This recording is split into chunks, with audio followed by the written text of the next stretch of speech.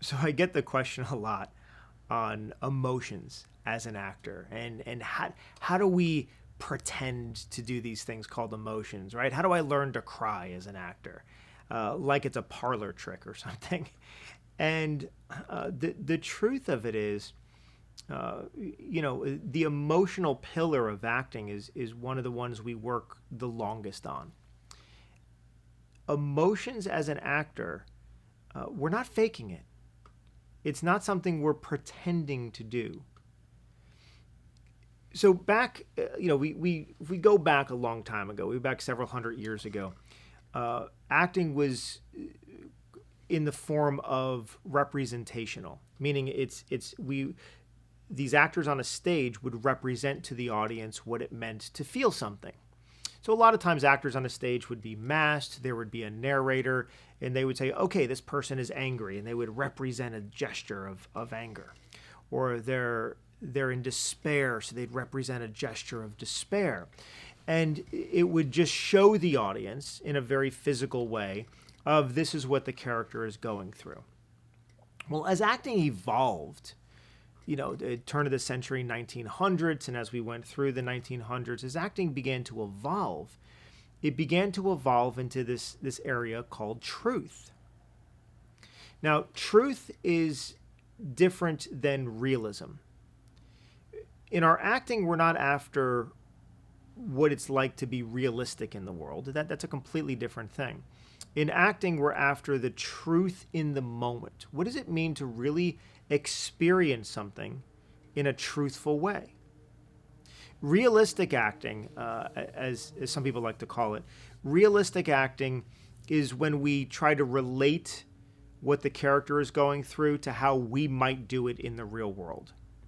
And truthfully, that doesn't help us as actors. How we would actually do something in the real world has no bearing on what's happening with a character. We need to get to something that's deeper than that. Because how we do things in the real world, for the most part, is we avoid conflict. We hide our emotion. We shy away from the things that our characters demand. So instead, we have something called truthful acting. Truthful acting means we have to embrace fully the truth in the moment. And part of that is the emotional realm. We work on something called emotional life.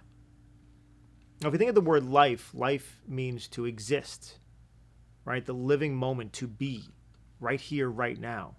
So in this moment, in the living moment, something that's authentically happening, we have to allow ourselves to embrace what we're feeling and then to express it. Art is creation through expression. Well, creation means to bring something anew. That's simply what that means. But what we mean is not, creation, to bring something anew, is we're not talking about originality. We're not saying that we're going to do something that no one else has ever done. What we mean is we're going to do something in this present moment that is not pre-planned or manipulated, but it's authentic, it's truthful, it's spontaneous.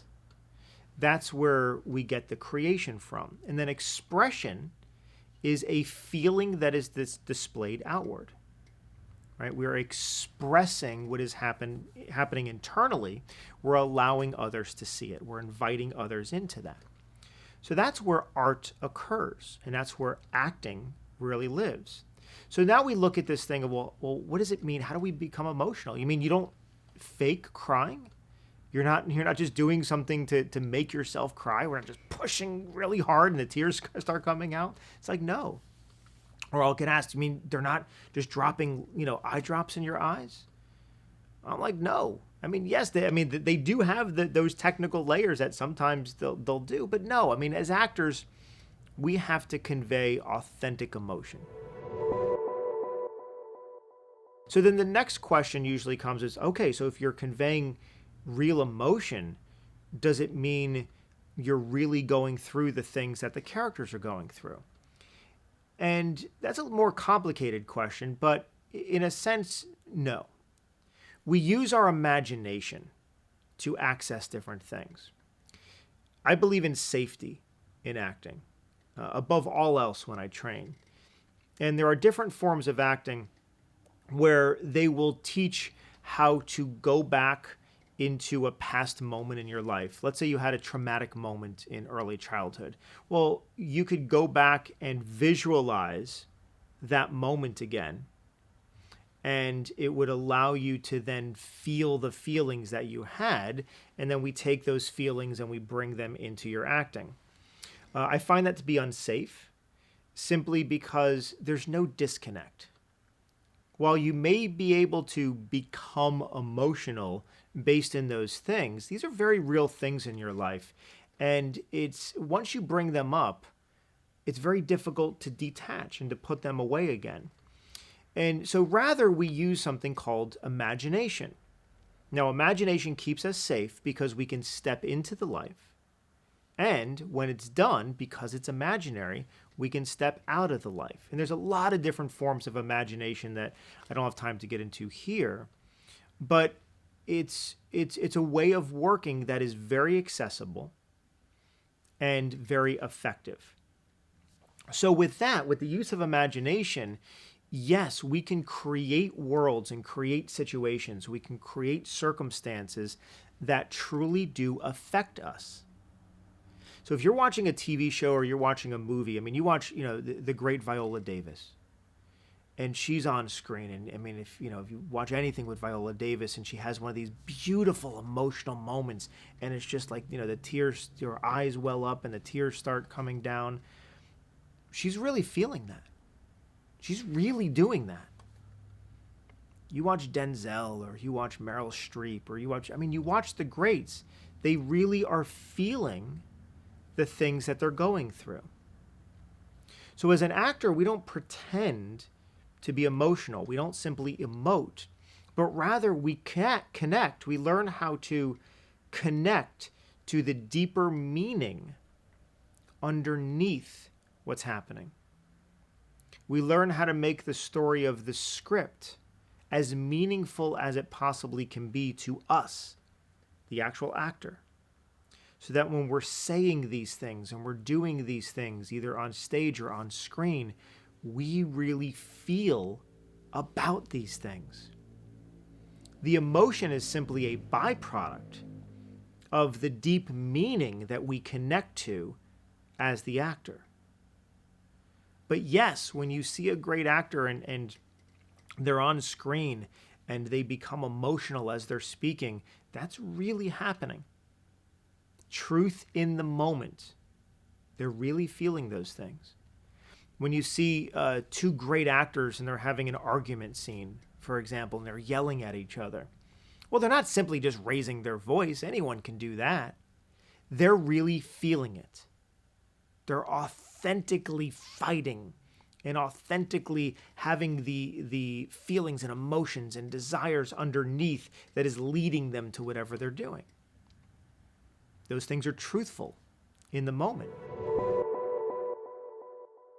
If you've ever watched, let's say, a TV show, and you, during the TV show, you're seeing a character become emotional, but you, the audience member, are just not feeling it.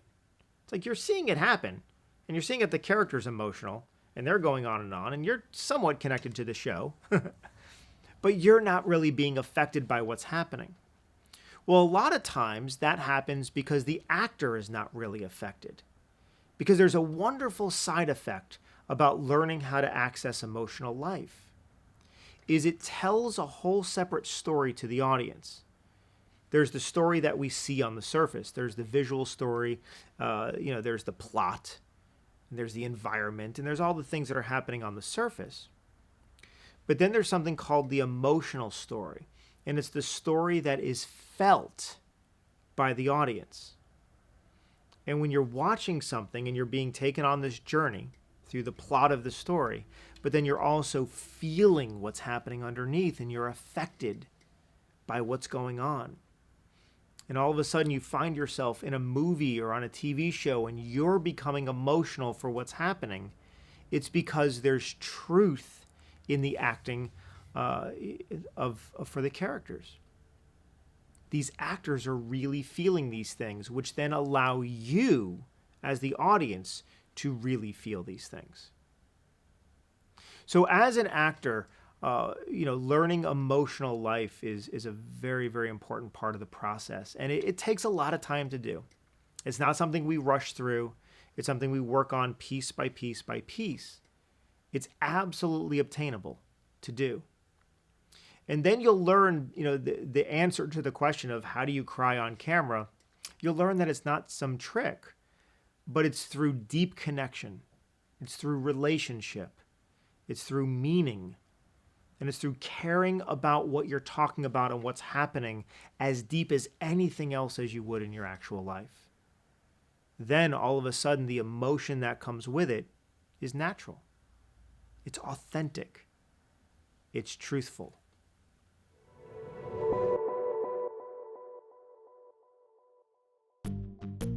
If you like this video and want to see more, make sure to like and subscribe and let us know in the comments what other topics you would like us to talk about. Check out truthfulactingonline.com for our online acting training courses. See you next time at Truthful Acting.